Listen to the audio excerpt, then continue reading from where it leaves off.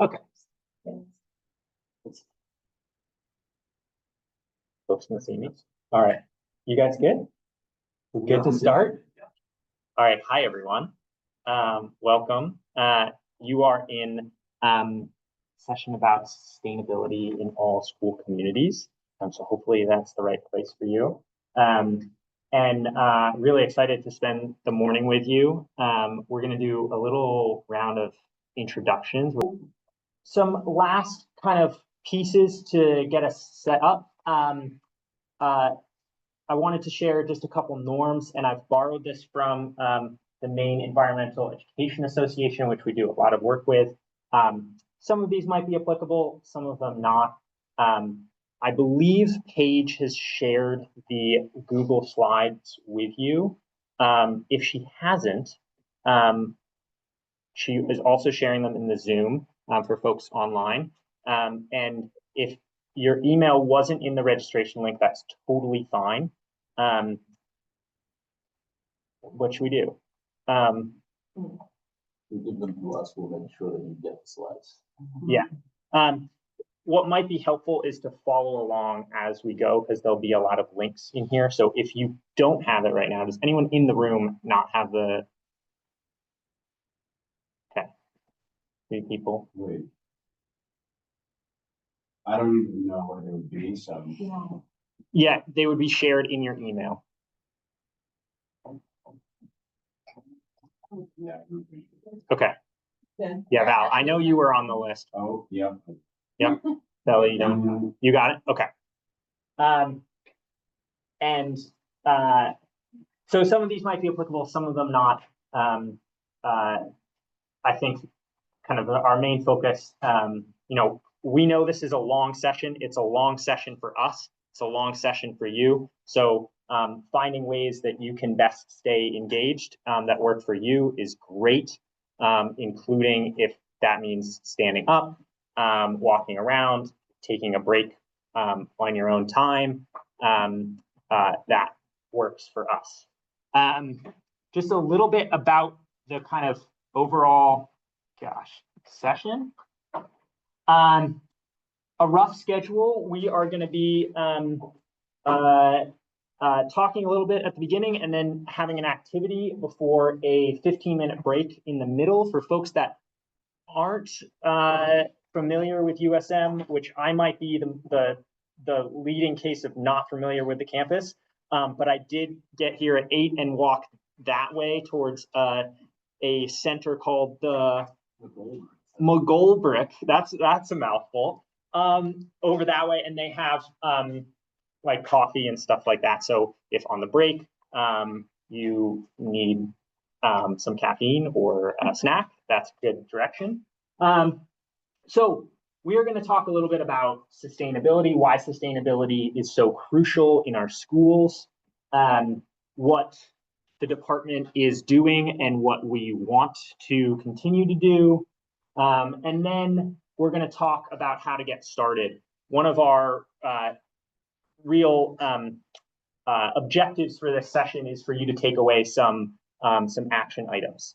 And our hope is that those action items span the wide variety of experience and places that we are in this room and online. We'll have a little reflection and some follow-up about that towards the end. Okay, let's jump in. Glenn, yes. On the very background. Yeah. Okay.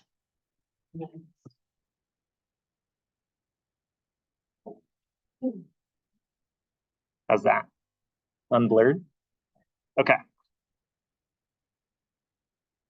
Thank you. And I forgot to say he, him pronouns, and I live about 6 blocks that way. I guess Peter and I are closer than I thought. So thank you everybody for being here. So what we're going to do is walk through a couple things that I just want to give you a foreshadow of kind of where we're going to go today. The opening is going to be kind of like the framework of like how to think about sustainability, and then get into before you leave here, because I know as a classroom teacher, as a former long-term classroom teacher in K through 12, you want to go away with some very concrete things that you can do with students, and you will. We have some really good links for you. We have some great connections to the learning results and the next gen. So you'll be leaving here before 11:30 with some pretty good materials to walk, to take into real practice, which I know for me, from my perspective, was really, really important. So I'm going to start off by having you guys, if you can pair up in twos just psychologically right now, and then you can do it physically in just a second, to pair up and have you guys connect with another person. And I'm going to list for you the top 10 happiest countries in the world.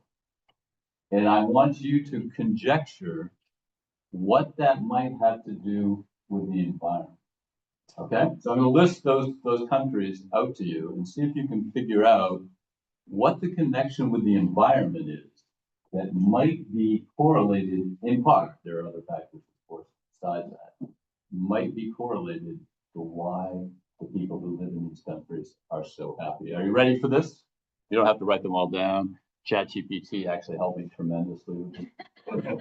Number 1 is Finland. Number 2 is Denmark. Number 3 is Iceland. Number 4 is Sweden. Number 5 is Netherlands. Number 6 is Costa Rica. Number 7 is Norway. Number 8 is Israel. And 9, Luxembourg. And 10, also a little strange, Mexico. So get into twos, figure out what environmental indicator might be correlated to why they're so darn happy. And we're not. We're like number 25. We're not. We're missing.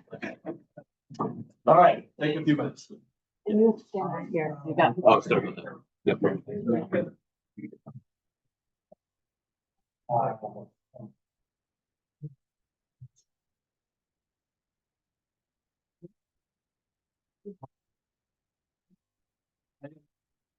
But it turns out, yeah, it's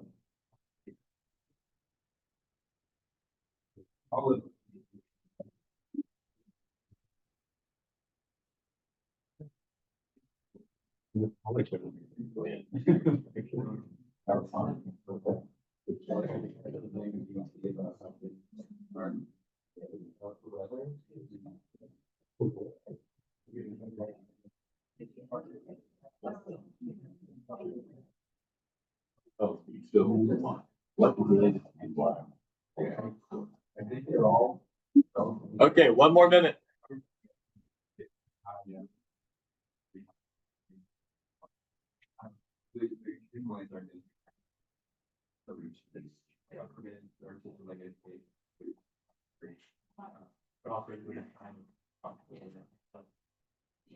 Okay, everybody ready? All right, Delaney and Sammy, you guys go first.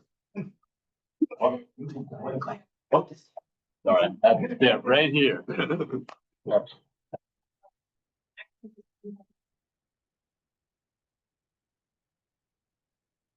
did write, oh my God, capstone about paper about like education. And like, so I touched, I ended up reading about sustainable countries and like education system in the world. Yes.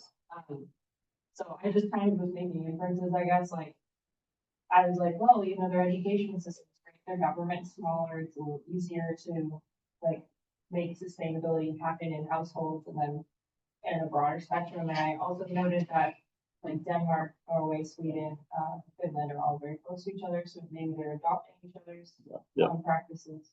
Yep. So great education, and particularly so that it's manageable to build in the environment. Yep. That's, yep. Bella and Heather, what did you guys come up with?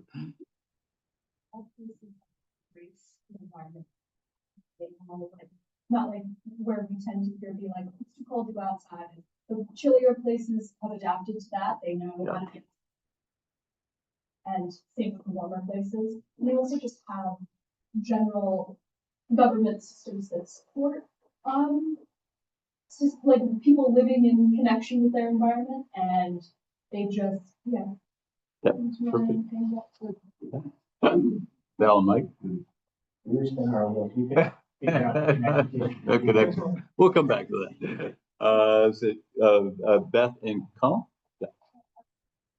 Like a lot of similar ideas there where, thinking like they're just more connected with like their environments and being outside and, what I don't know how accurate this thought is, but I had seen before too, like farmers are some of like the happiest like professions there is, so probably something along the lines of that, where you're doing something cool and like, Yeah.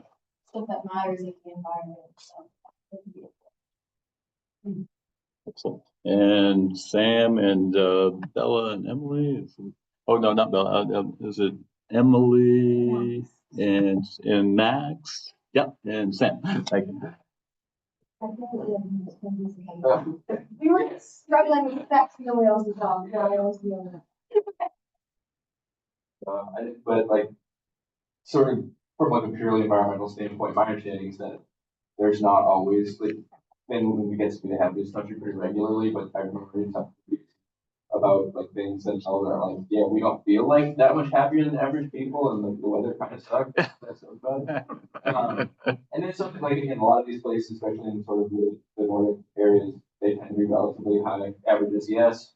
They tend to be relatively low population for like natural resources. Yeah. And I think it's, I can't remember if it's Sweden or Finland, Norway, but one of them has like a ton of hydro available to them, so like they're able to capitalize on natural resources that maybe other places can't to do some of the sustainability. And then also there's some complicated stuff about, oil and fish exploitation that have driven some of their economic ability to make these investments in quality. Yeah, Norway particularly. Ironically, Norway is selling petroleum to the rest of the world and using their profits to make sure that they don't have to use petroleum themselves, which tells you a lot. So, so you're. Hey, Glenn. Yeah. Got people on screen. Okay. Yeah. Anybody else want to conjecture? We have Miranda. Hey, what was this?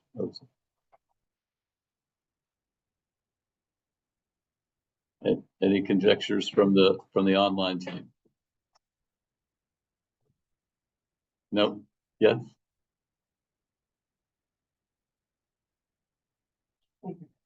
Okay. All right. Yeah, online, jump in there if you want, and let Paige know. So here's almost all of them, not all of them, have required extensive in their K through 12 system requirements as part of the curriculum for extensive outdoor experiences overnight. That's expected that they spend time out there in the world, cold, as Bella was talking about, but it's expected that their students have interactions with nature as part of the curriculum. And somehow that's correlated. And I will go into that in the next slide, but I'll just briefly tell you that what Green Schools is these 4 points of the compass. We're trying to promote in K through 12 education here in Maine, leadership, and you guys will be part of that leadership. And we also are trying to build energy systems, like we'd like to build systems like we have in many school districts around us are slowly getting into non-oil burning facilities. So by the way, if you end up, and some of you are in Raymond Elementary, some of you are in Sanford, some of you are in Biddeford, Biddeford's making some changes now, but if you're in an oil burning school over a 30-year period, almost 29,000 tons of carbon will be produced. Now think about that. That's the schools that you will be going into. We also know, by the way, and this is probably correlated to at least the physical health of those countries that are happy, we also know that there is a correlation between academic achievement and pollution in the school. If you're burning oil, and in a few cases in Maine, you're still burning kerosene, horribly enough, there is a deficiency, a sort of significant air quality deficiency that leads to poorer academic performance and worse health.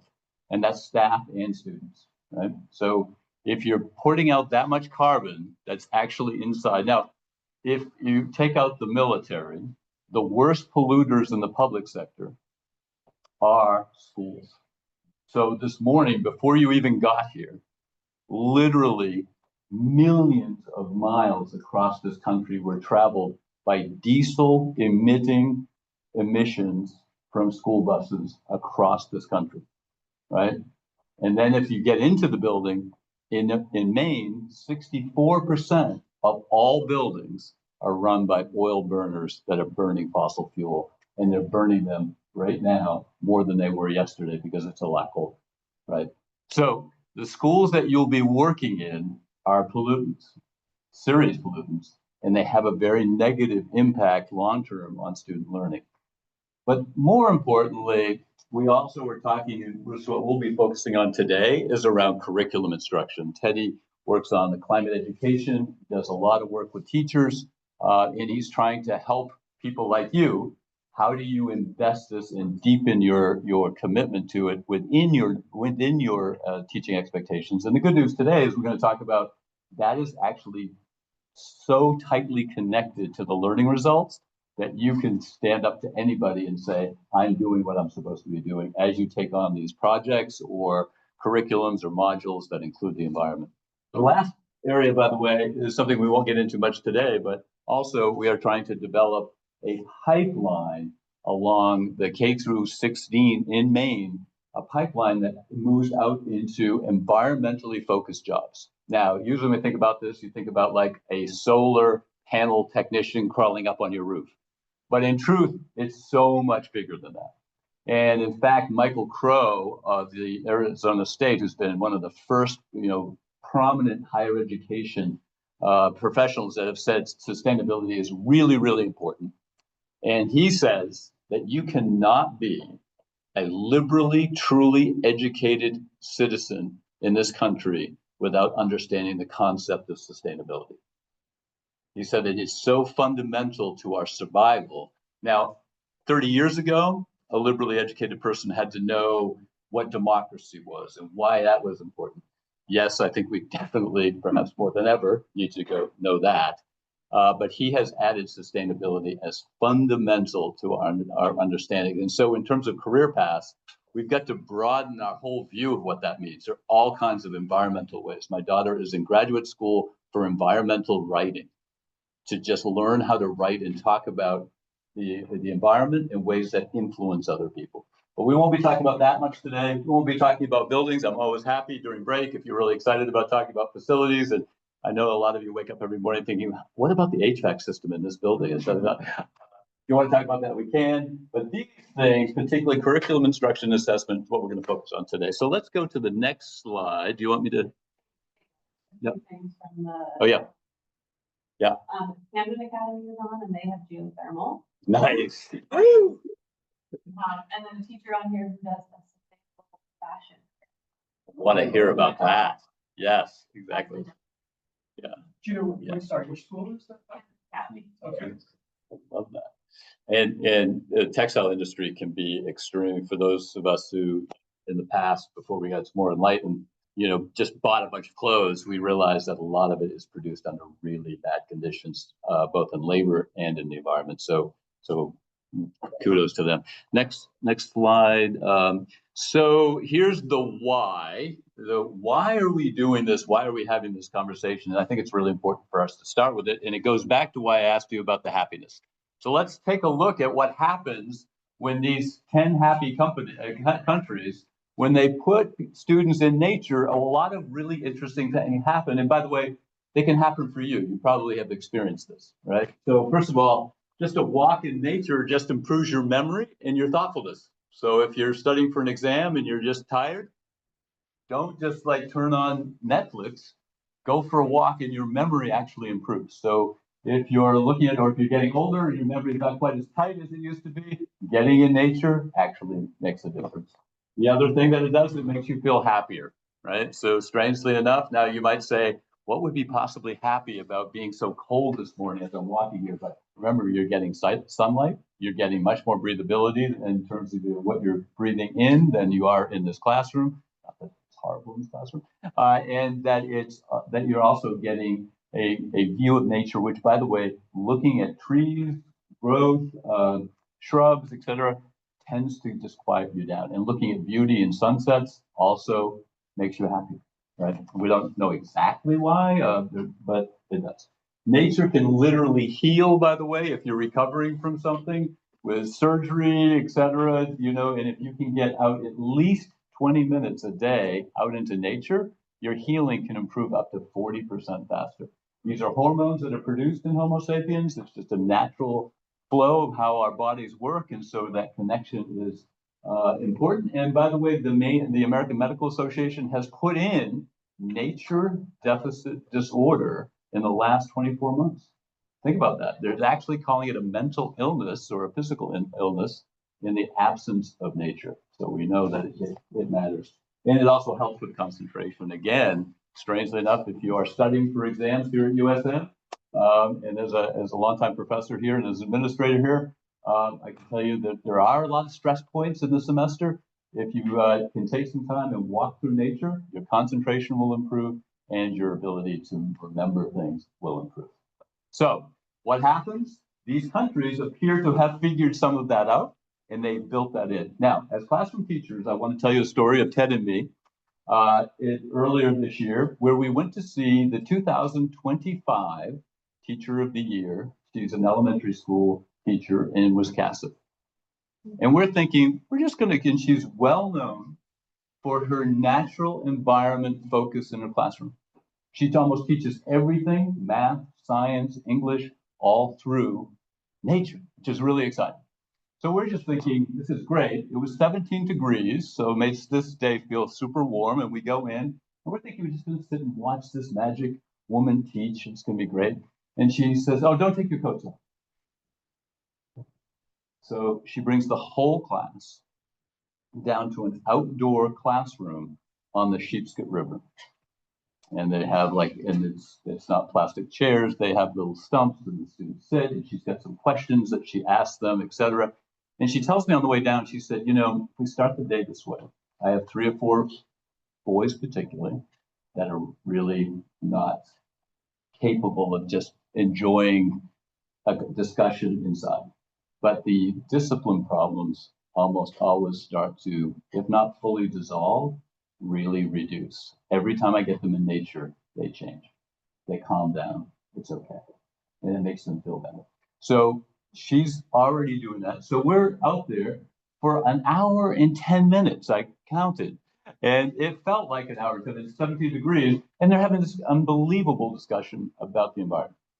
So one little hint, by the way, if you need to calm down your class and it's appropriate to your curriculum, getting them out into nature really helps, really makes a difference. So that's a big why. And so the reason I wanted to start with that why, because we usually start with the earth is burning up. We don't know if we're having clean drinking water. We're producing enormous amounts of carbon. And now we have a federal government that says it's not happening. That's not a great place of inspiration to teach, right? I mean, it's important, and we'll get there in just a minute. But I think we should start with, why does nature matter so much? Start with that. Why is it good for us? And if we start there, then it makes more sense, and it's even more powerful for us to start having conversations about why we shouldn't be destroying, why it's important to us. It's not something that we can live without, which we know inherently, etc. So let's go to the next slide. Now, this is a kind of strange slide because it may not make sense to you, but I want to start with our relationship with nature from the beginning. So before we get into the tragedy of climate change, first of all, we need to think about how we as Western people think about the environment. So I was reading a book called Robin Kimmer's Braiding Sweetgrass. Maybe some of you are familiar with it, but if you are going to teach this, I highly recommend Braiding Sweetgrass.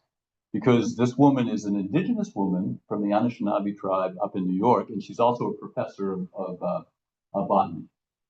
And she basically weaves together both the biological and the spiritual in this book. And that's really what she means by, braiding sweetgrass. And so she says something in this book, says a lot of things, but one that stuck out for me in a weird kind of way was that in the Anishinaabe language, 70% of the words are verbs. But in our language, 70% of English are nouns. So when you say that's Max's computer, that's ownership, right? You say that's Mike's bottle, that belongs to him, or that is Sam's chair that he's sitting in.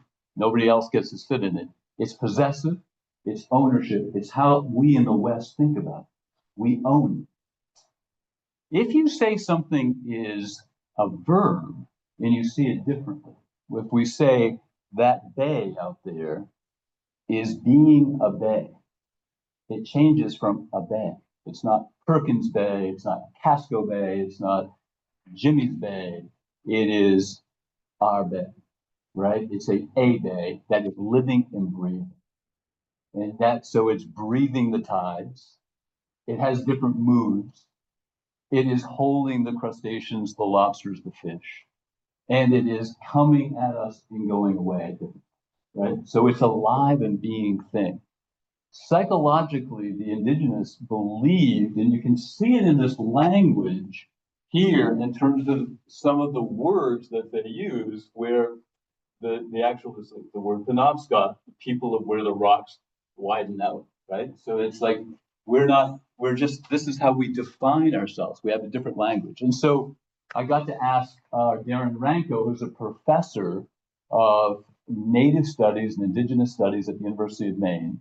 And I got to ask him, I said, Kimmerer says Anishinaabe, 70% verbs. Is it true of the Wabanaki, which is here, right? And he said, yes. He said, really, we're about almost the same, is that we talk, and this is Wabanaki here, people who hunt pollock at the edge.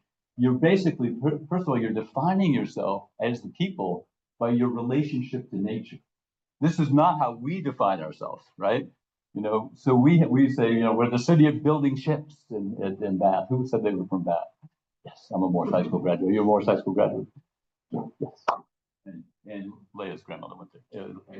And her mom. Wow. So we've got some shipbuilders here. But that's how we define ourselves, like what we do, not our relationship with nature. But if you look at these tribes, almost always they're defining themselves in relationship. And the reason that's really important, so those of us who even believe that we're very good environmentalists, our relationship with nature as a noun is still very possessive. The White Mountains are there for me to go hiking, right? The ocean's there for me to enjoy, right? Instead of seeing it as a true marriage, a true relationship in which you're actually sharing a relationship with nature. And that's where we need to move. The reason I bring this up is because I don't know if you've noticed, but the engineers, the technicians, the entrepreneurs, the politicians, the policymakers are not able to solve climate change. We're still heading in a very difficult, threatening position. And we've had some progress, no question. Renewables are now much bigger part of our energy system. And they're continuing despite a lot of headwinds right now. But my point is that we as a society need to think about, first of all, how do we personally, you as teachers, how do we think about nature and why that's really important? Does that make sense? Like thinking about our own relationship with it differently, not just as an adornment of us. I've used the word trophy spouse in the past, but Teddy's made fun of me for that, and I'm now self-conscious about it. But we basically don't have a deep and true relationship with nature, as deep as it should be, because a lot of us still see it as something that just enhances our life rather than what we have as a relationship. So how does that translate into the classroom? I'll give you an example. So in Cape Elizabeth, we have a middle school. Anybody teaching middle school? So we have a middle school teacher in Cape Elizabeth who takes her students out to a Cape Elizabeth land trust, and each student picks a tree. And they pick a tree and they get to know that tree. And they name the tree, but they can't name it Fred or Jenny. They have to name it something related to the characteristics of the tree. And then they have to learn everything about that particular tree. So each kid has a different tree. And then they have to write a narrative from the perspective not of the student, the perspective of the tree itself. What is the tree experiencing? What does the tree need? What does the tree like? So in what they're doing is they're shifting that whole perspective that I just talked about from I own this tree to what is that tree giving and needing from me? And that's the kind of curriculum that I think we need to work. And then finally, let's go to the last piece here, is that the other reason we do this is because there will be people who will tell you that this whole green stuff, this climate stuff, this sustainability stuff is not correlated to the basics. It's not, it's like, oh, now you're going to be spending all this time indoctrinating kids. But in truth, and we can actually open this up and we can actually show you the depth of this if you haven't, is that we have a deep, whoops, sorry. Yes. Is that okay? Yeah, and they can do it on there. Yes, yes, you can do it with me.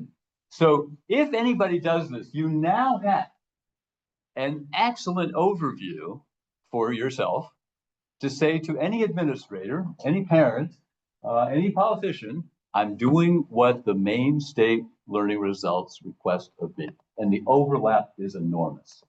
So you have really there 3 reasons or 3 things that give you. The most important, I think, is nature is really good for us.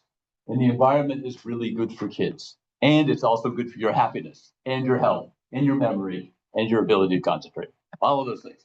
Secondly, that is a new relationship. Why do we do this? Because we need to build a stronger relationship with nature. And finally, it actually is part of Maine law, where we are literally trying to use next-gen math and science standards and Maine learning results. And that data will show you that we have. That makes sense? So why are we doing this? It's the law, it's great for our health, and we know we need to change our relationship and have a healthy relationship with nature. Okay? Any questions about any of those 3 things? That's a lot, but those 3 things I think are the kind of the core of what we're going to talk about today. Yeah, Mike? You might not have time for this, but you know the studies about nature making people feel happier? Like what counts as nature? Is it just walking outside, moving down Portland as nature? Or do you have to go find a park to walk in? Yeah, I'm not sure I'm as a detailed understanding of the exact research. If you play with just on the internet, like what is the research, it'll probably tell you that. My guess is sometimes just watching a sunset from your apartment window works. Oh, do you know the answer? Yes, a lot of it is just getting outside is one of the things, not being in kind of a enclosed environment. It is, you get more from it if you're in a forest or somewhere where you're completely surrounded. But absolutely, even in a city, if you have tree walks or like a park, it doesn't matter. Even just getting outside, getting the sunshine, all of that releases. Any other questions about the kind of the why of what we're doing here? So we're going to start the funnel big and then it's going to narrow down. So in that spirit, I'm going to turn it over to Teddy, and Teddy's going to talk some about kind of the different steps in climate education. Okay. So thank you, Glenn. So we're working on maybe finding some tape for folks online, just so you know, there's a lot of space and it's hard to stand right here. So apologies. But one of the things, or one of the kind of overall concepts, and this is for folks in the room, it's kind of hard to see the titles of some of these slides, but one of the concepts Glenn was just kind of touching on is around a traditional ecological concept called two-eyed seeing. And this is really the idea that Glenn was just talking about seeing problems or challenges or successes in our natural environment from a multitude of perspectives, and that those multitude of perspectives aren't opposing, they're actually supporting one another. And so the idea of seeing nature or teaching about the environment, teaching in the environment, both from a Wabanaki studies perspective, which is Maine state law that it has to be in every classroom, and also incorporating what we might think of as Western science. I only got Western science climate change education when I was in high school, either in 8th grade, and maybe I got a little bit in biology. And I'm guessing that's probably pretty similar for most folks here right now. So we're going to challenge that narrative a little bit. I'm going to talk about a few other things, and then we'll probably jump into a break because we're kind of at that close to that hour mark, and then we'll jump into some activities. So just a few more elements. Climate education specifically, thinking about curriculum, is a relatively new branch of environmental education.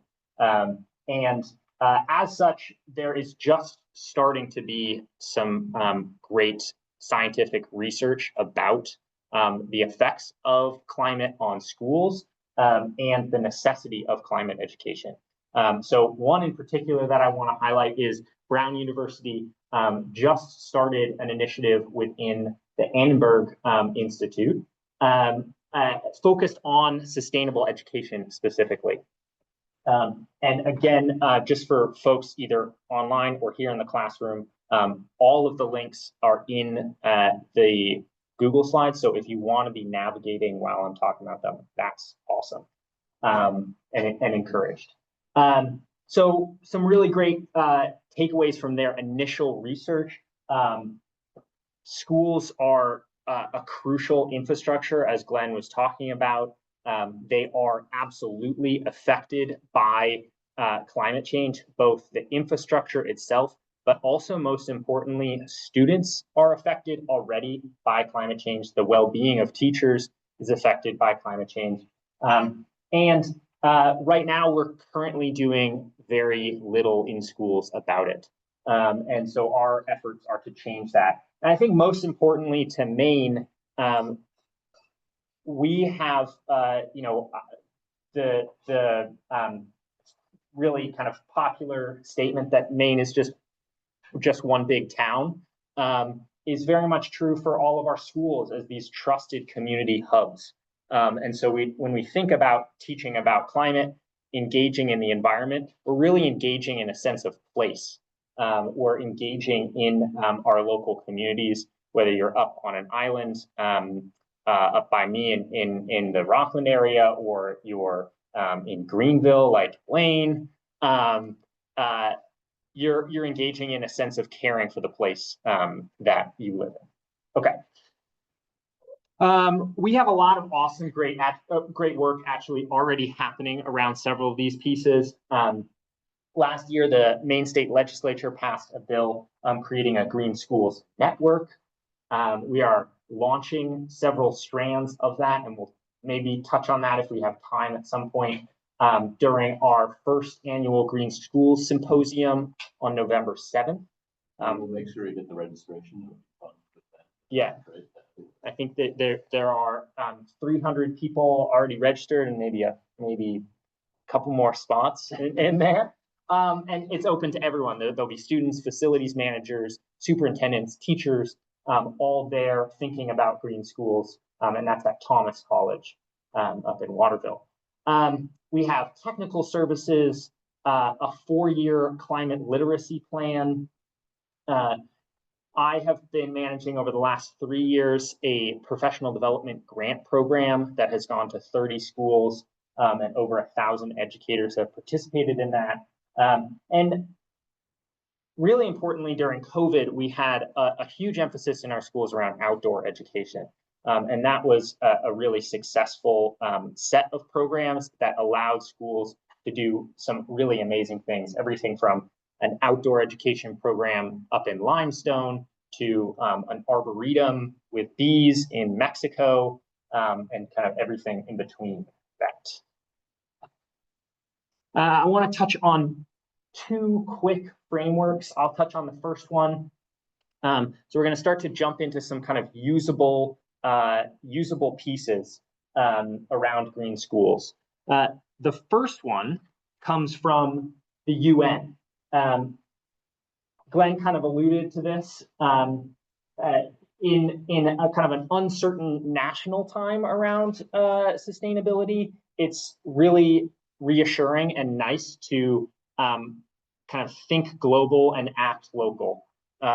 And what I really love about the UN is it gives a great global perspective on sustainability. A lot of schools throughout the world, or I should say some schools throughout the world, are already using UN sustainability goals, development goals, in the framing for classes. If you're not familiar with the sustainability goals, I really encourage you to check them out. There's 17. They are massive goals, okay? The first one is end poverty, all right? That gives you kind of the scale here, right? So we're really thinking global. And certainly not encouraging you to end poverty certainly not assuming that you could end poverty in your own classroom, end global poverty. Because that framework already exists, thinking about green schools within that context is really helpful. So the UN Green Schools Quality Standard is kind of lays out 4 dimensions, which very much track with the 4 points of the compass that Glenn shared at the beginning, thinking about leadership and school governance, facilities and operation, teaching and learning, and then we're focused on kind of career development. Here, they're also focused on community engagement, which is a really crucial part of this. And what I really love about the UN's layout is its very definable tasks. So if you are working with a green club or administrators within your school or your future school, there are some great simple tasks to get started on green schools. Within each of the categories, there are first essential steps. And within this framework, they have levels of resources needed. Resources are the crucial part of green schools pieces, right? It costs a lot of money to put solar panels on a school. But what I love about this framework is the essential first steps are all low resources. And all of them can involve students, depending on the age. So I think you could involve all students. Let's stick with that. I would actually love to see a monitoring team of first graders. I think that would actually be really fun, and I think it would be possible. So around these first steps, right, we're engaging green committees around developing a vision. We are thinking about a monitoring team, developing lessons, and engaging the community in awareness campaigns. And these on the left are just some examples of other tasks. So I really, really encourage you to check that out. All right, last thing, Glenn. I'll stand right in the right place. Yeah. Sorry for the online people. I think I'm in the right spot now. So these are 2 North Stars. One is the UNESCO Sustainability Development Principles. Those are fantastic, especially at the high school level. I'd say it's for all levels. I want to be clear about that. But especially if you're teaching at the high school level, very good to get that international perspective. It's very substantive when you actually delve into those 17 development principles. There's a lot in there. So if you're looking for something a little bit more kind of down to earth in terms of like what are the specifics, the Green Schools National Network, this is done by the USGBC, which is the US Green Building Council. They have put together they do a lot of focus obviously on buildings in general, but specifically they've done a lot narrowed down to schools and how schools are developed. So what they believe is that your school that you're in, wherever you end up permanently or even as an intern, your school is a rich opportunity, just like we talked about before, a rich opportunity to start thinking about contributions and projects. If you want to do a real world project, and we know that matters with remembering things, if you want to do one of those projects, the Green Schools Building Council uses this green print for you to get a scan of kind of what do you need to think about in your own school and your own community to think about what are we doing to contribute and how could we develop this into a module or a learning experience for students. Does that make sense? So like try to make it real to your school. So let me just play a little bit with the national schools. This is kind of their you can see right there, similar to what we have as our North Stars. They focus on the leadership, like where's your superintendent and principal? Do they ever think about this? Now look, having been a teacher of ed leadership here at the university for a long time, I can tell you that the average superintendent probably has 211 things on their mind. The sustainability of their school environmentally is probably 209, if not, unfortunately, 215. So we know that they're not probably waking up every day. Think about why? Not because they don't care about these issues, because they've got ed techs that didn't show up. They can't find enough Spanish teachers. They've got mental health issues going on. They've got active shooter training. It's not an easy job. So we're not blaming them, but start with leadership. Secondly, looking at the culture and how it interacts with climate. What is the conversation? Are there conversations in the schools about this? Facilities, operations, curriculum and instruction, obviously be another, and they break each of these down. So now that you have the green print, I won't bother to go into details now, but you have it now, right? So if you want to start thinking about this, if you ever say to yourself, well, how would I even go about looking at my school? How would I even start thinking about projects around me? Then you pop up either what Teddy has done, or you can pop up this green print, and it will give you a really pretty good inventory, so to speak, an audit that you can do about what's going on in your school. So does that make sense? So I recommend you can play around on that website. It's some good stuff. It gets you inspired. Also kind of shows you that you're not alone. There is a National Green Schools Network you can sign up for free. You can be part of that. You can get connected. So any questions about the green print? Okay. Great. Okay. And just to kind of reiterate, or I don't know if I said this at the beginning, one of our intents with this session is to present a bunch of different tools, and some of them might really grab your attention and some of them might not, right? So take some time to poke around, and things that are feeling like a great win for you, you can dive deeper into, and things that aren't, there's no requirements here, so you can move right along.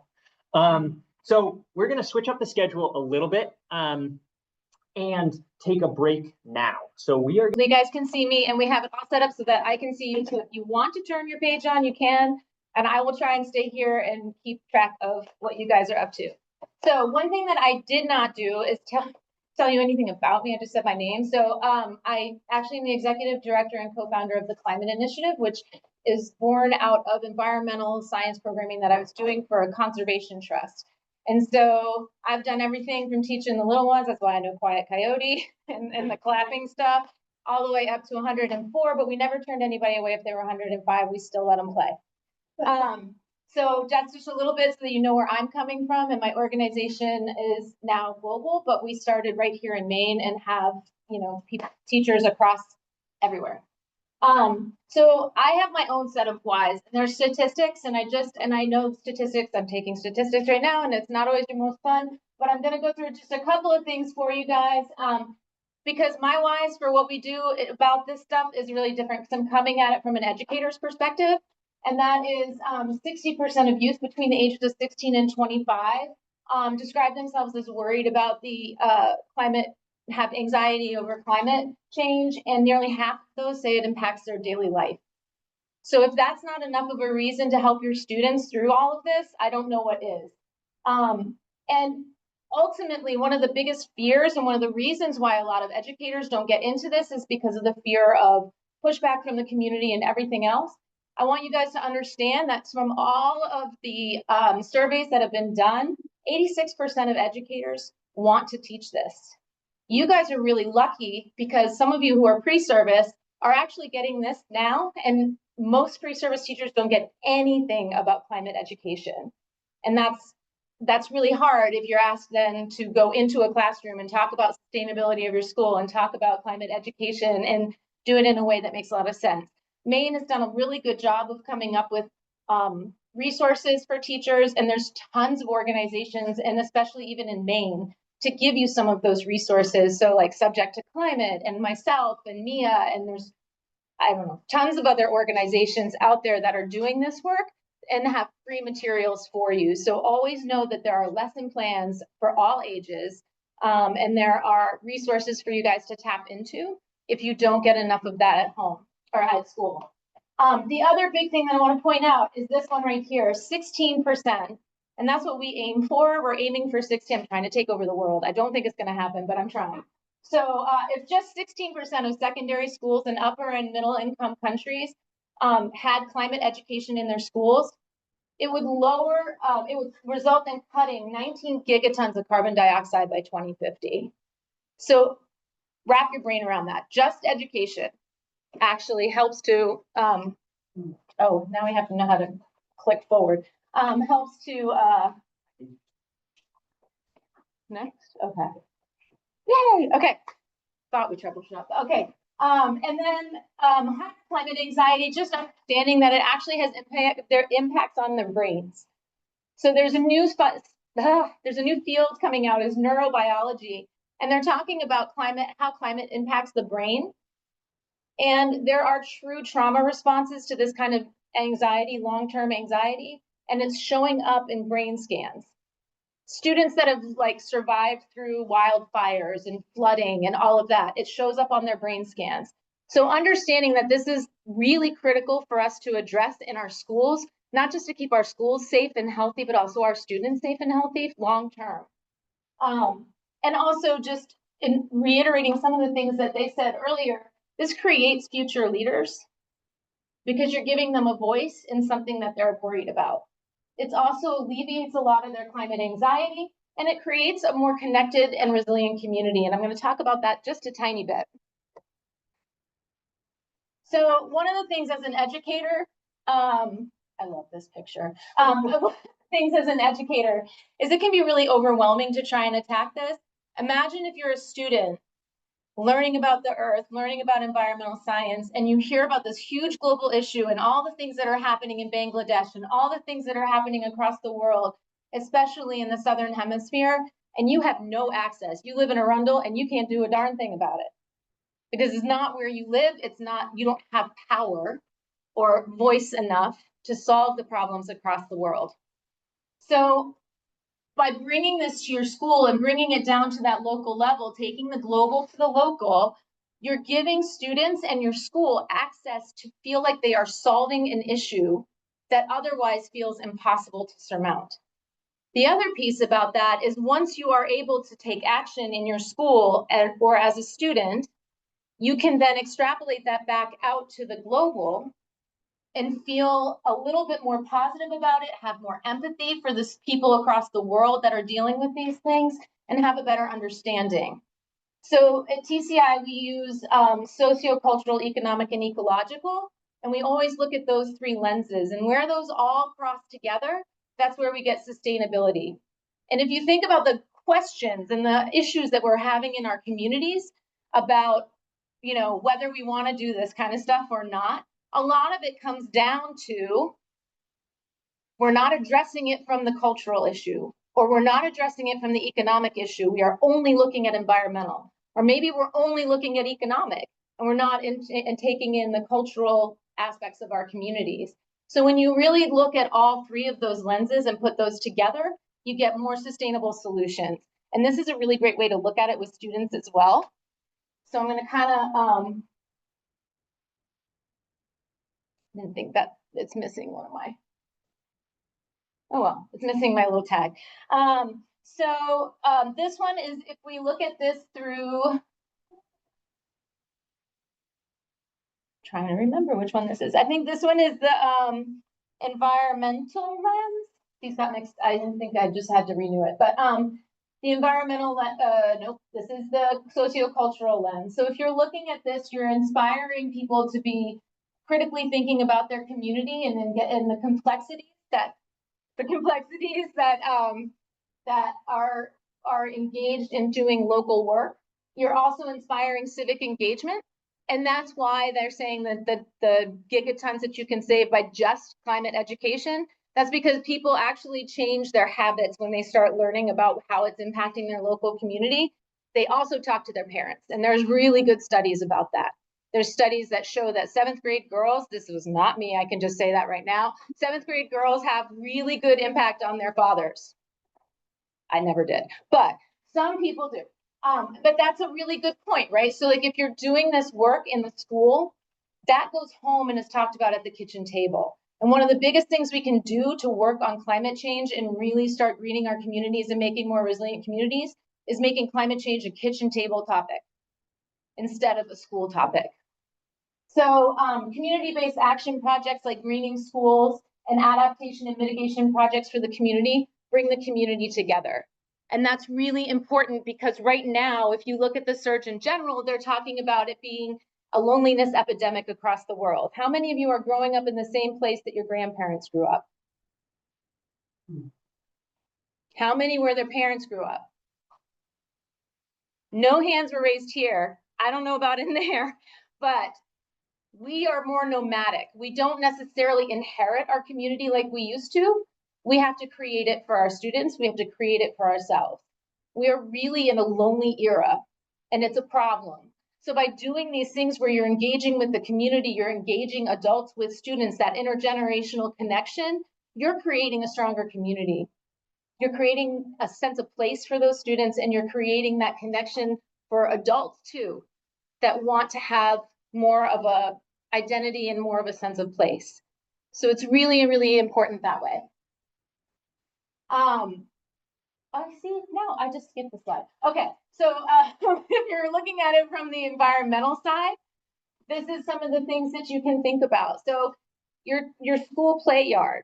How many of you guys have pavement all around your school? A lot of us do. And so thinking about permeable surfaces or thinking about how we can just plant flowers, and that's great for elementary school students, right? Planting native gardens around the schools to make sure that we're getting more shade or more pollinators coming through. All of those little things that happen on the playgrounds of your schools are important and enhance biodiversity as well. Addressing local issues, you're lowering the cost for your taxpayers, and that's a great way to talk about it. So this is sort of thinking about how and you have mental health and well-being. So giving students that better mental health, which I already talked about. I'm trying to really go fast so I can get to our project. I think these got mixed up. Okay, the economic lens. One thing I want you guys to think about when you're thinking about your schools, and this is just statistically what has happened in the past bit. In 1980s, we only had 33 sort of weather events that impacted our schools or our communities. The cost was only 221 billion, billion, and then the deaths were only just under 3,000. Okay, so that's in a decade. That's not in 1 year. If you jump up to the 1990s, it's 57 events. You can see the cost has gone up. You can see the death toll has gone up. You get to the 2000s, we're getting higher. Get to 2010s, we're really high. In the last 5 years, we've surpassed any other decade for the deaths, the amount of infrastructure repair, and the events, just in 5 years. So the cost benefit analysis, when you're looking at this, you can look and see how much our cost is coming out with all of these different extreme weathers. The other piece to remember is many times, I don't think it's true in Maine, but many times our schools are actually our shelters for extreme weather or extreme storms. So if our schools aren't resilient, where are our people going to go? Where are our students going to go? So thinking through this piece. So foundation to set you up to succeed. One of the things I want you guys to think about is, where do you start? Maybe it's just in your classroom. Maybe it's just starting lessons in your classroom and getting students outside and getting them engaged with their community or getting engaged with the school ground itself. But who is at the table when you're doing this stuff? Think about that. who needs to be at the table, who isn't at the table. You're gonna need buy-in from your community, you're gonna need buy-in from the facilities people, you're gonna need buy-in from your school board to really make strong changes. So from the get-go, being able to have students interacting with those people and have people having conversations and having them come into the classroom, getting your students out into the community. Those are really, really strong ways to start a strong foundation of connection with your community members and the leaders in your school to start some of these projects and to be able to be convincing. And I can tell you one thing, students are way more convincing than I ever will be. I can stand up in front of a group, Peter has heard me say this a million times. I can stand up in front of a group and people are going to size me up. They're going to know what I think, what I vote, they're going to assume what I think, what I vote, what I look like, what I do for a living. And they're going to decide what I'm going to say before I even open my mouth. And it'll either shut down or start a conversation. A student does not have that problem. So when we really engage our students in this work, it becomes beneficial for all. And they're able to ask questions that maybe I wouldn't be able to ask. So I know that right now you had a ton of information shot at you at one time. And this is just some resources that we have. Those are linked. You can look at them. And it just talks about different schools that have done climate action plans, making sure you know whether or not your community has a climate action plan and where this one could fit into it. And then just sort of, this is like an outline that you can use similar to the other ones you have, tons of resources. And then these are just people that you can consult that have information on green schools and how you can get started and lesson plans and things like that. And I just wanted to list them out for you guys so that you had them. And now we're going to do our group activity. Trying to rush to get. So when I was talking about how we can bring people in, we also have to think about what resources we have. And this is just a thought exercise. So those of you online, there is a link that Paige is gonna send to you. And that will lead you to like 10 of these. It's just 2 pages. So there's like, this page is the second one, this page is the first one. And I want you guys, we're gonna take like 10 minutes. Yeah, about 10 minutes. You can either do it individually, just make sure I have group 1, group 2, group 3. Just make sure you put your name at the top at the very beginning if you're online so that nobody gets into your screen. But you can start filling this out. I want you to brainstorm. If you're in a group of people online, brainstorm together and think this through. But the first one right here, and I'm going to hand it out to you guys on paper so that you have it, is thinking through what's going on in your community. That's one of the first steps. That is the most important step you can possibly do, right? So what is already being done? If you have a climate action plan, like you should know more about that and do research on that. If you don't have that, then do research on what a climate action plan is, which you've got tons of resources today, thanks to Glenn and Teddy. And then what are the goals? So maybe your goal is simply just, how do I get my kids starting to learn about sustainability before I even tackle the climate action plan? And then you're going to put those goals down, and then you can look at potential partnerships. Who should be at the table? Who should you be talking to? If you're talking about reducing the food waste in your cafeteria, you should be talking to your facilities people or your, is that right? Facilities? Yeah, I think so. Or the head of the cafeteria, right? Food systems. If you're talking about greening a playground, who do you need to talk to? That's probably facilities also, but you probably could talk to parents and community as well. So just thinking about who your potential partners are in the community and what are their resources. Resources, if you look at the bottom, they are not just, Peter, would you mind handing these out so that they can see them? Thank you so much. They are not just money. They could be knowledge. They could be human power. They could be volunteering to come in and wrangle students. They could be whatever it is. But think about who is in your community that might be a partner for you. Who is in the state of Maine that could be a partner for you? We have tons of amazing organizations and conservation trusts and all of that. Who could be partners for you, and what is their capacity? And capacity just means, is it money? Is it knowledge? Is it volunteer hours? Whatever. And there's some things on the very bottom, but I want you guys to take 10 minutes right now, go through both sides. The other side is starting to look at the goals of the green schools in Maine. These are the kind of the waypoints that they had earlier. What are things you could do in those areas, even if it's just a lesson to start? What are things that might be possible in those areas? And we've had students that have done art projects. We have had things where we have had art projects that they took all of the water bottles that were thrown away and they strung them up on the cafeteria ceiling and showed students how many water bottles they were throwing away in 1 week. And then it convinced the school to get those water bottle refillers, and they got an organization in town to buy water bottles for every freshman in high school. And so they all had their water bottles, and it reduced it by a huge amount. So even if it's something really simple like that, a simple audit, those are the kinds of things you can think about. So That green print, the US Green Building Council is a good place. It'll have a lot of these, like, oh, what could I do in a particular school? It has a lot of those pieces, little prongs and ideas that you can look at and interesting. yeah, and you guys work on it. If you have a question or you need some ideas, look to your neighbors, raise your hand. Glenn, Peter, Teddy, I'm here. Online, you can put it in the chat and we'll see if we can answer.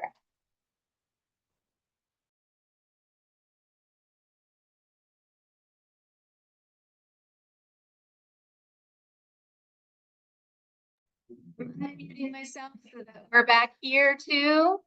I don't know what this thing is, but we're just gonna leave it because I don't want to mess it up.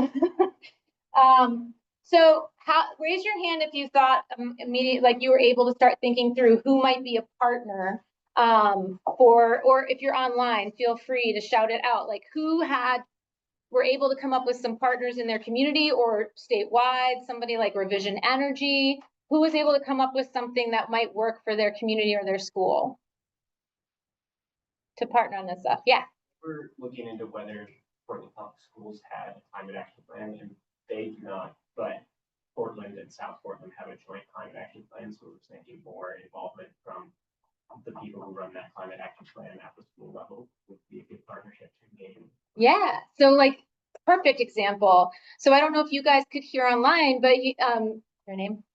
Michael was talking about it there in Portland. They have a climate action plan for Portland, but not necessarily for the school. So making sure that whatever you're doing with the schools can like align with what's going on with the community, and then making sure that you have that connection, because then being included in that. And a lot of times education gets left out of these climate action plans, but to make any of this stuff work, you got to tell people about it, and they have to understand it. They have to feel, touch, see, all of that. So really getting into that piece. Is there anybody online that wants to say anything? All right, I won't make you guys say anything. But how about with the 4 leadership facilities, curriculum, and career pathways? I know for elementary school, that might be kind of hard, career pathways. They're like all want to be firemen, I think still, but or baseball players or Taylor Swift. But what about like curriculum or leadership, like giving them sort of a voice? What do you got? Did anybody come up with something for that? Any grade level?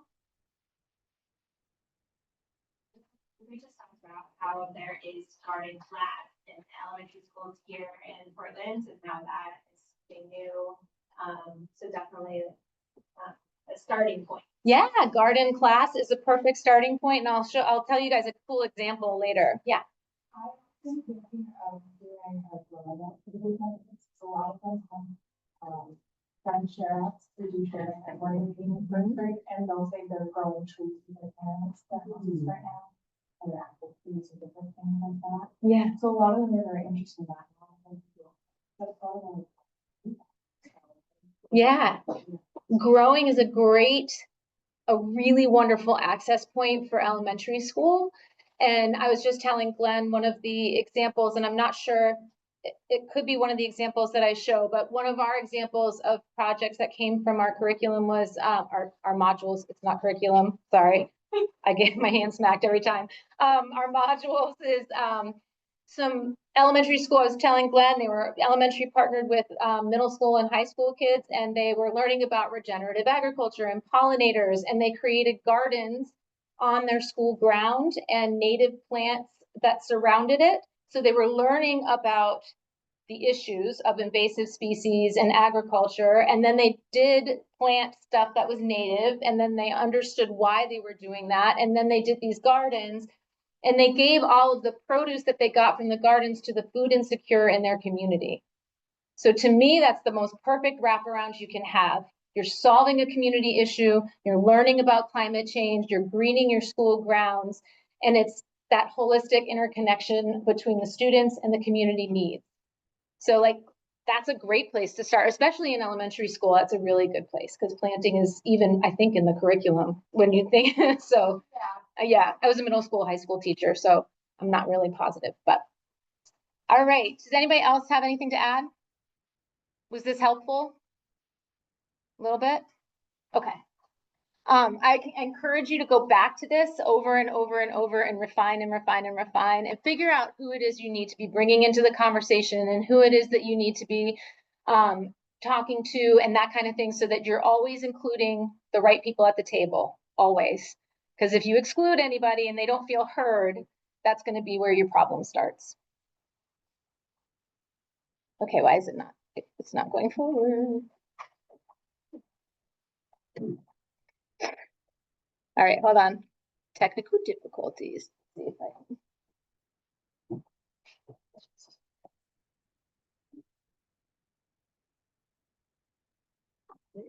Yeah. All right, so how can we involve youth? And this is where I was kind of talking about that holistic learning and transdisciplinary stuff that inspires critical thinking. The project that I just talked to you about is exactly that. It's that wraparound of learning knowledge, doing the hands-on piece, getting engaged in the community, and doing something that makes them feel like, wow, we can make a difference. Because again, global issue, feeling like you don't have a voice, that's where the anxiety comes from. Doing something on the ground beneath your feet of what you see every day, feel every day, touch every day, understand in your own context, and being able to do a project that impacts that gives you agency and voice and feels powerful.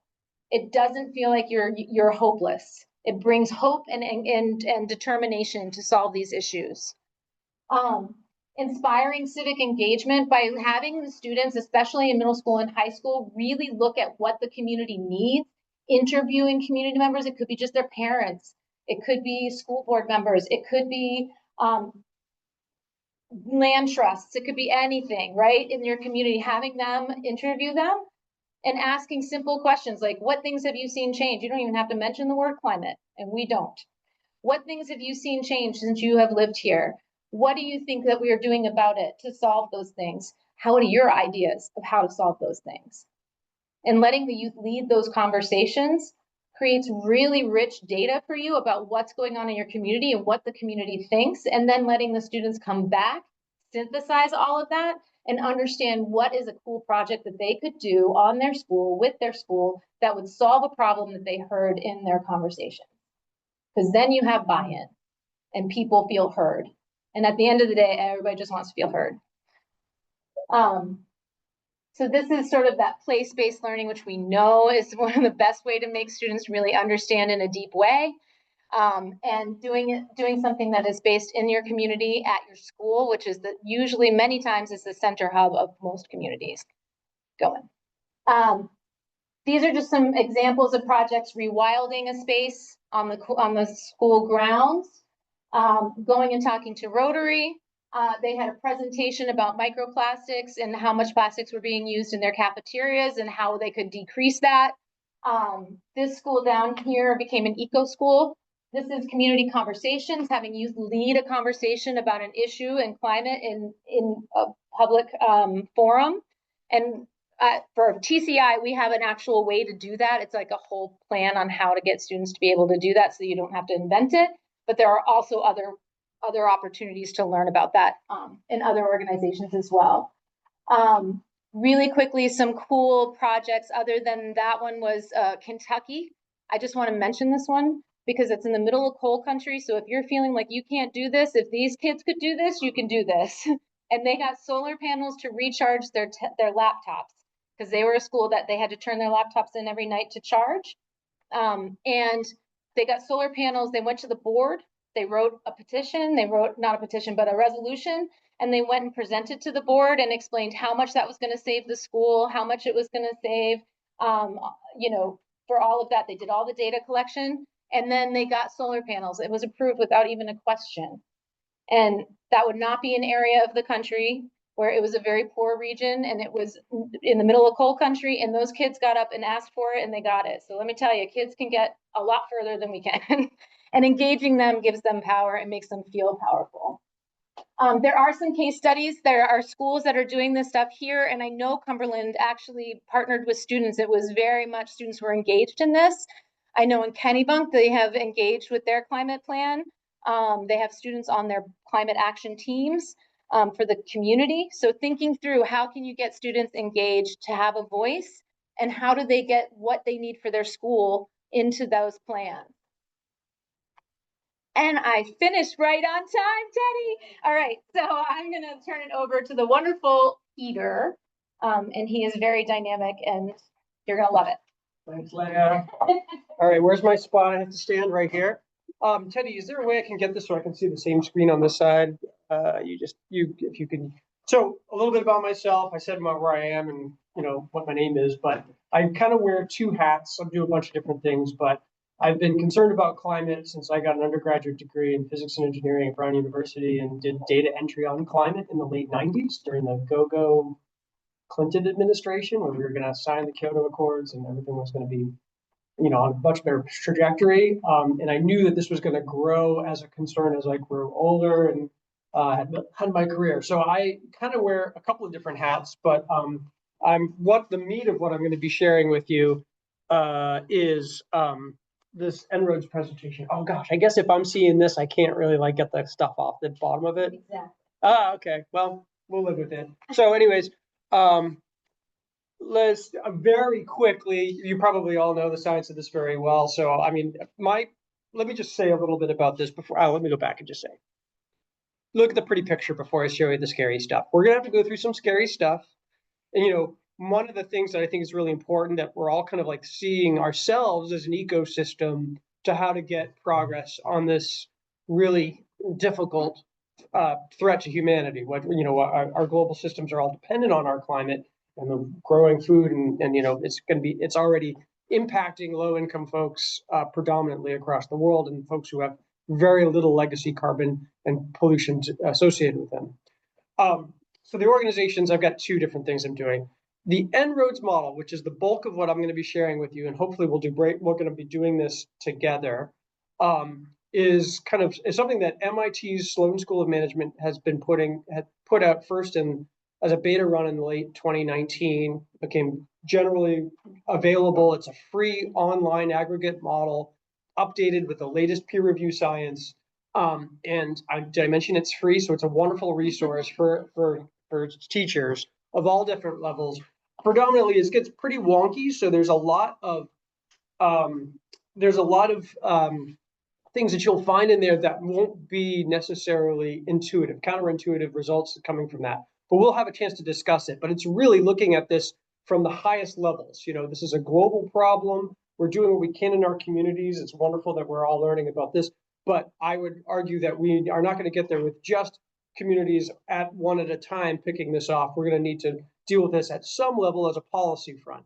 And that's the reason why I'm kind of, the other role I have, I'm the Maine state coordinator and the recently retired regional director for an organization called Citizens Climate Education, Citizens Climate Lobby, which is a nonpartisan, nonprofit organization working to move lawmakers at the highest levels, so federal and international policymakers, towards greater climate policy that's effective and equitable.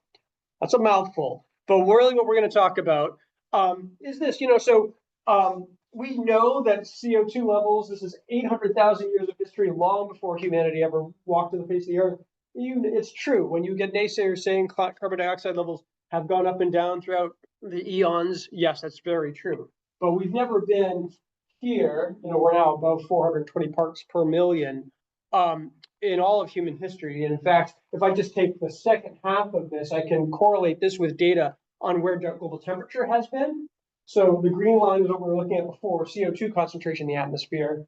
And global temperature, yes, it goes up and down, and you can see there's all kinds of, there's at least a dozen robust. What's your X-axis? Oh, the X, so this is a year, so 400,000 years ago to 0 is present day. And it relates to sea level rise. I'm sorry, maybe I should have, well, I'll live with it for now if you're okay with it. But yes, we're actually beneficiaries of this remarkably static global temperature period called the Holocene. The last ice age was back here when we were getting chased by woolly mammoths. And here we are now. This is like human history in this little bit. You can see what this might mean for us going forward. And of course, it's getting warmer faster. Scientists are very concerned about the accelerating rates of global temperature change. We're seeing it within our lifetimes, no matter how short it might be. And I also think it's important because we're all looking with students, and I've done a lot of presentations to students. There are very powerful forces. I'm being nonpartisan in all means. There are very powerful forces that are invested in keeping the status quo the status quo. So if you actually look back at like a lot of the other issues that as a society globally or nationally we're dealing with, whether it be gun violence or healthcare or poverty or food insecurity, a lot of those things, when surveyed, people immediately jump to like talking about something that is a policy solution, right? Climate, environment in general, but climate specifically is remarkably different. Survey results show that most people, when they respond to climate, you know what the number one response usually is on what we should do about climate? Anybody have a guess?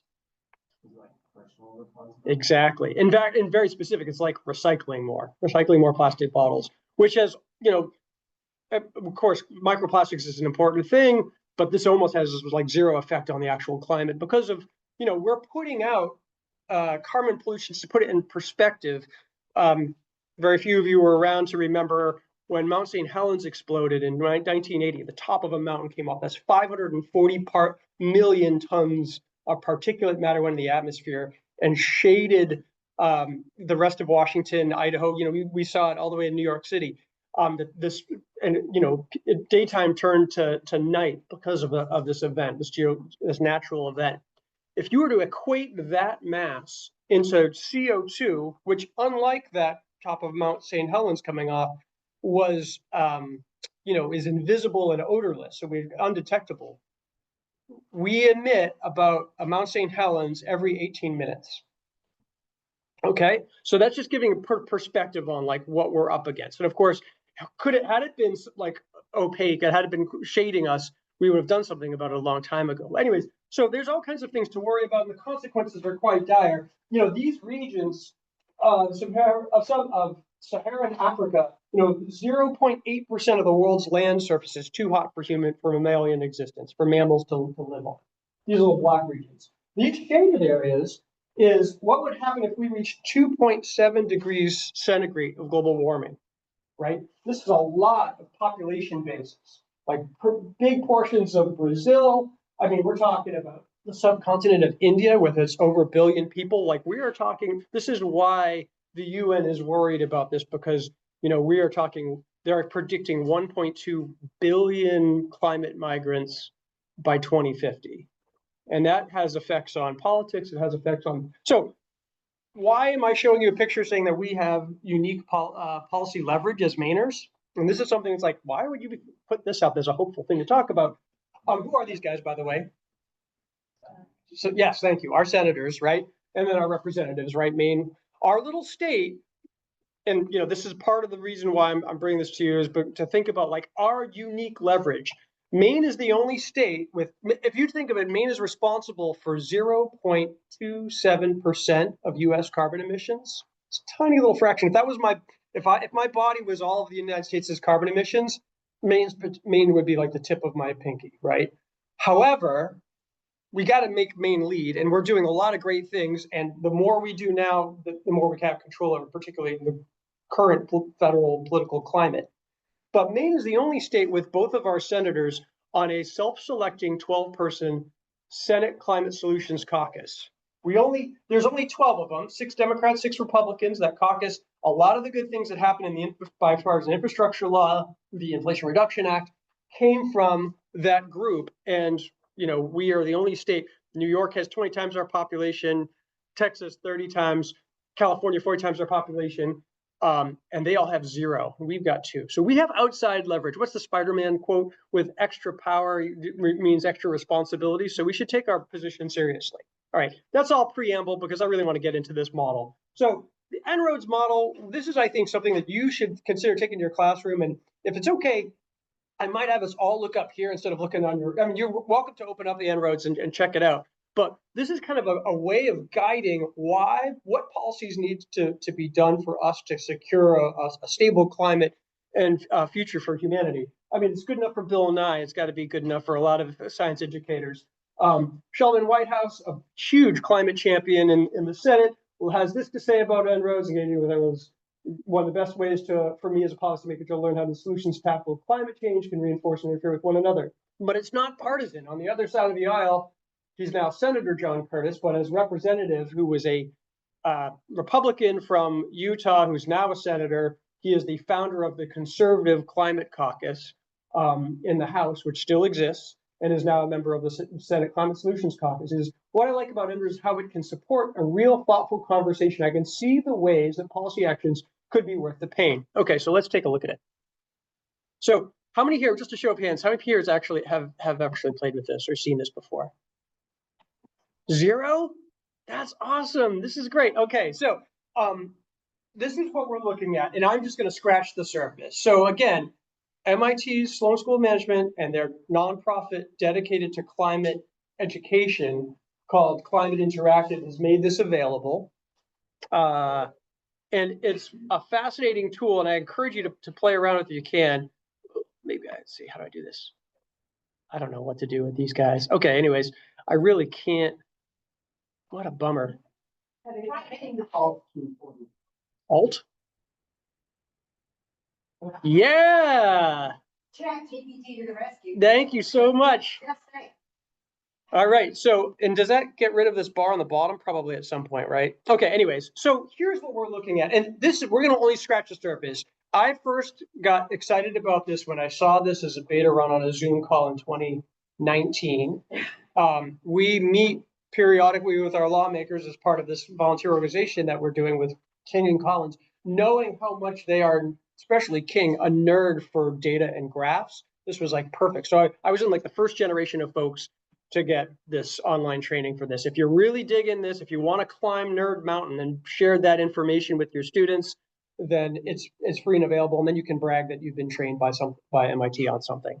But what we're looking at here is this is temperature change from 25 years ago. And this is in degrees centigrade above pre-industrial levels. Oops, I didn't want that. Okay, all right. Oop, I did it again. I'm trying to get rid of the thing on the bottom. That's the one I was trying to get rid of now, but that's okay. We'll, and you can see all of the, perfect. Okay, now it's gone. So this is where we were in 2000. We were at 0.8 roughly degrees centigrade above pre-industrial levels across the globe. This is a global model, so it's very hard to tear off like what Maine's contribution is, never mind, or even the United States as big as that is. Does that make sense? A little caveat there. But what we're going to do is slide these sliders around and see what we can do to bring this temperature increase and bend it down. Does that make sense? This is like a fun game. One of the ways I've done this with students before, is to actually do it as a role-playing game, where you have students break up into groups and be like, okay, if I have 20 kids, we're doing like, I don't know, 5 groups of 4, and some of them are developing nations, some of them are developed wealthy nations, some of them are fossil fuel industry, some of them are new technology, whatever it might be. There's all kinds of formats for doing this, but I'll just give you a brief look at this. So, and then on the left is what we're looking at is all of the different sources of energy.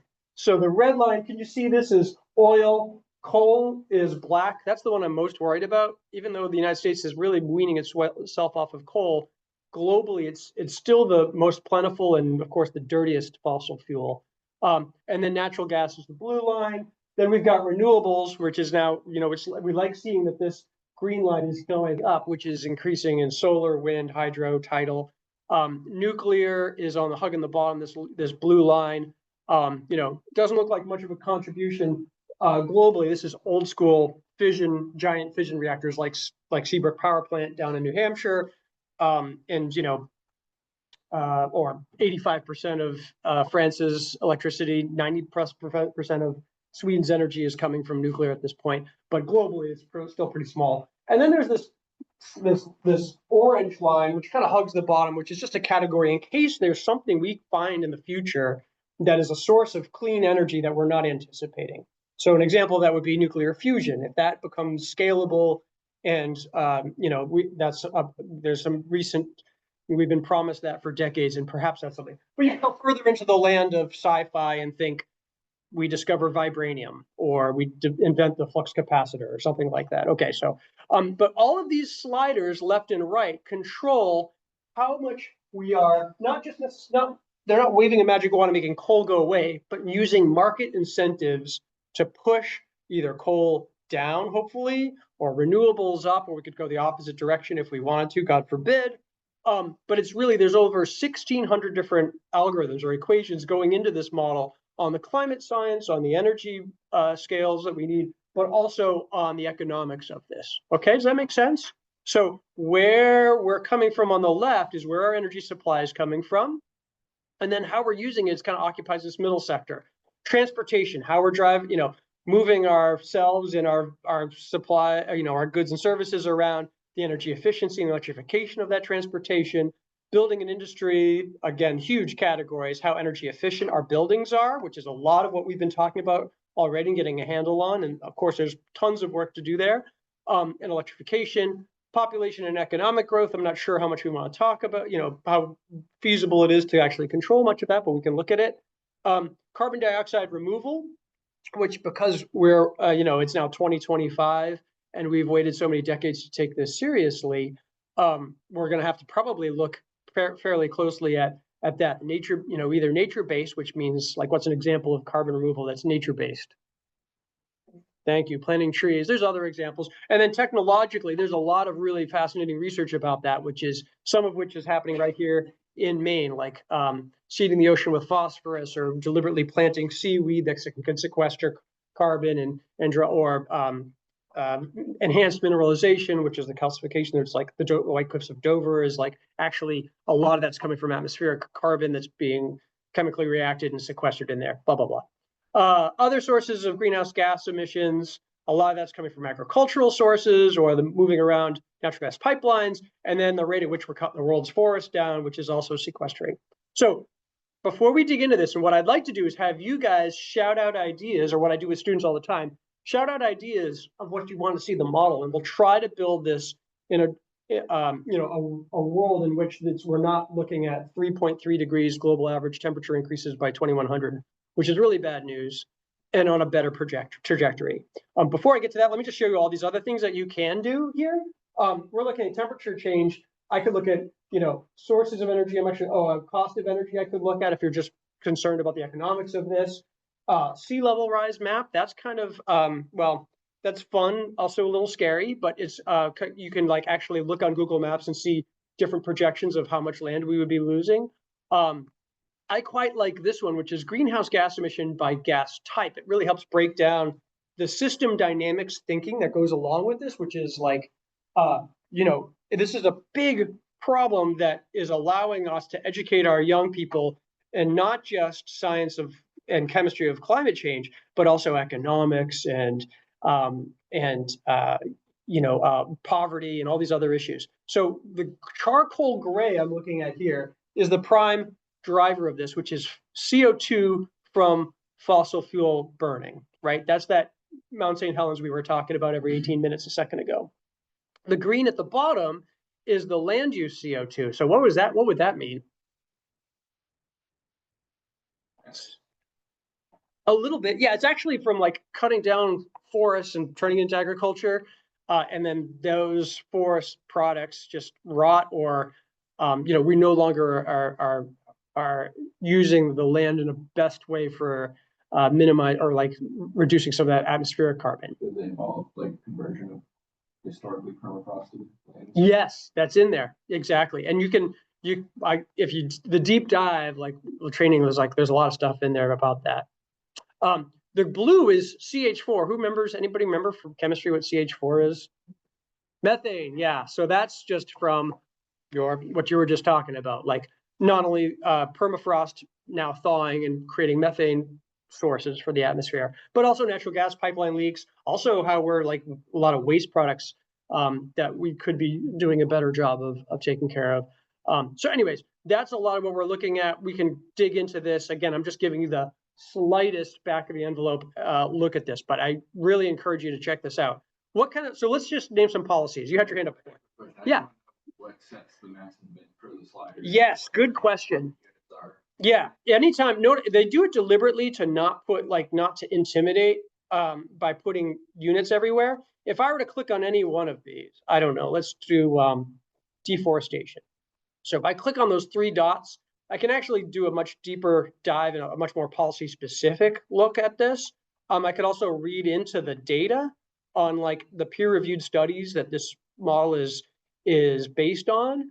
I can also, if I really question things, I can go into the assumptions and look at exactly what they're doing, and adjust any of these assumptions to be like, well, perhaps agricultural soil sequestration won't do as much, or perhaps forest fires are going to level off earlier than we think, or the climate system sensitivity isn't as much. You can see this is a very nerdy model for your nerdiest of students, but it does try to make itself available by not overwhelming you. Like you have to dig through to find those numbers. Well, and sort of the corollary to that, like, what does moving the slider one way or another mean in terms of policy? Yes. Like, how are we? So yeah, and they set the limits on exactly what we're talking about. So for instance, if we were to look at, and this is something like, if we're going to just go for something that's going to have a significant impact, let's just, Suggestion? yeah, please. What if we turn economic growth all the way down? Yeah, okay, that's a weird one. Okay, that one doesn't come up very often because we're talking about like there are co-benefits to having an economy that works. No, this is good. Okay, so let's do this. If I grab this, okay, so I don't think Maine state law covers wagering for this kind of a seminar, so please don't wager, but tell your partner what you think this number 3.3 is going to go down to when I say economic growth is really going to suffer. So I'll give you 5 seconds to make that bet. I mean, discuss what you think it's going to go down to. Okay. You got a guess? Everyone's chicken. Okay, that's all right. We can go. So, or broke. So let's grab this slider and slide this down. And if I can see, yes, what happened was a lot of the fossil fuel production went down. Do you see? And I can actually go back and forth and say business as usual. Like slow, like their limits on what they think the bottom half of economic growth could be, right? And we shaved off 0.3 of a degree. That's a lot. Like 0.3 degrees Celsius is a lot. Okay, I don't know if we want to wish for that, but because we're pulling billions of people out of poverty, right, at the same time, and that's not going to happen with this scenario. But I like where you're thinking. But notice where this was coming from. A lot of it was from the amount of energy we needed was less because the economy is doing less. Yeah. Any other ideas back there? Yes. All right, let's do it. Okay, so we're going to take deforestation, right? I'm going to slide that over. All right, 2 seconds. Tell your neighbor what you think we're going to cut the. I notice I zeroed it back to like this is back to business as usual, only looking at this one policy because that's the best way to compare them. It's very complicated otherwise. Tell your neighbor what you think this is going to do. All right, here we go. Ready? And think about what's going to happen both to the energy use and also to the profile on what sources of CO2 or greenhouse gases going down. So if I grab this and slide it down, look what happened. I just made this green go down to quite a bit, right? And if I actually coupled that with planting a gajillion trees, right, or whatever, or maximizing that, look at that. I've actually gotten down to similar to what happened if we kind of like really had bad economy for the next 75 years. And I went from a peak of like 6.8 gigatons of CO2 coming from mismanaging our land to now sequestering 4.5 gigatons of CO2, right? Which is awesome. However, right, don't get too excited because we still are dealing with nearly 40 gigatons coming out from burning the stuff we need in order fossil fuels. I should say, this is around the time, like when we start digging through this, you may see this yourselves.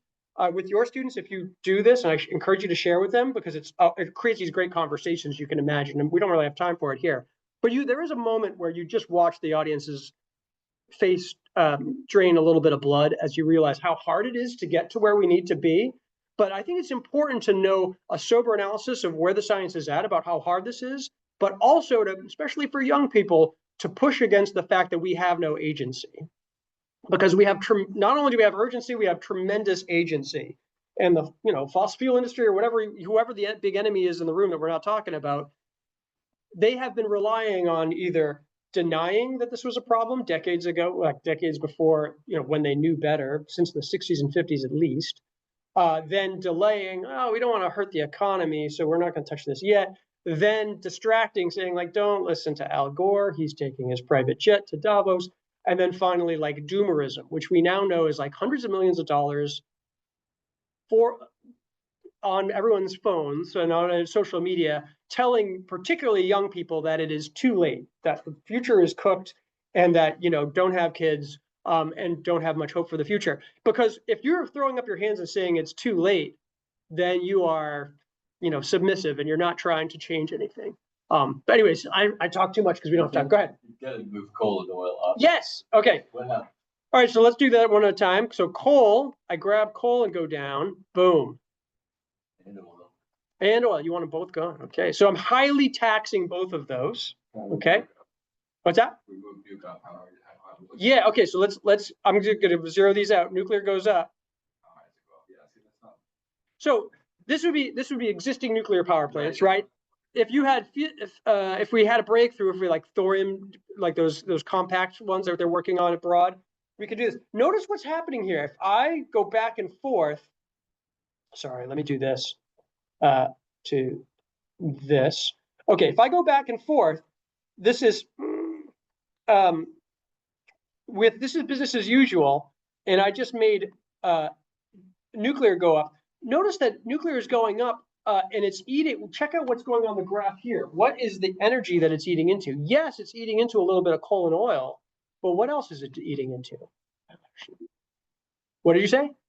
Exactly, right, because it's just market incentives, right? Yes, but the whole issue with baseload versus peaking power and that kind of stuff. Yep. I imagine that's in here somewhere, but like these conversations are like considerably more nuanced than like what if I Sure. slide or Right, exactly, right. But it's taking that into consideration. You can read up on all that stuff. One of the things, and I've got very limited time, and I do want to give back to everybody, but one of the reasons why we talk so much about this is just to leave folks, one of the things that we're excited about, and it's not going to happen anytime soon, but as we speak, the United States is the only developed nation that doesn't have a downward pressure on industrial carbon emissions, like a price of some sort. We could have it just be a carbon tax, like some European countries do. We have it be a cap and trade, like all the EU has.